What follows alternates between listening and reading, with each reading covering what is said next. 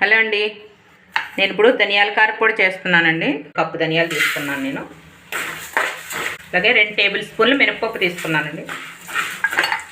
1 table spoon జీలకర్ర, వెల్లుల్లి రెబ్బలు, అలాగే చింతపండు అండి కొంచెం వేస్తున్నాను. ఇవన్నీ కూడా ఇలా ఒక్కసారి వేసేసుకుని వేపేసుకోవచ్చండి, విడివిడిగా అక్కర్లేదు. ఎండుమిర్చిని సరిపడా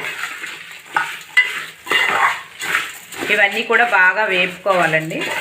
చాలా సింపుల్ అండి, ధనియాల కారపొడి చేసుకోవడం చాలా బాగుంటుంది.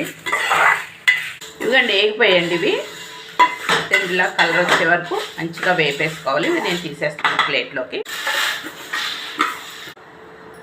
ఇదండి నేను కరివేపాకు కూడా వేసుకుంటున్నానండి. కరివేపాకు అనేది కావాలంటే మీరు తక్కువ వేసుకోవచ్చండి, నేను కొంచెం ఎక్కువే వేస్తాను. ఇదంతా బాగా వేపేసుకోవాలండి, గలగల్లాడేలా వేపుకోవాలి కరివేపాకుని. ఇదిగోండి కరివేపాకు కూడా వేగిపోయింది.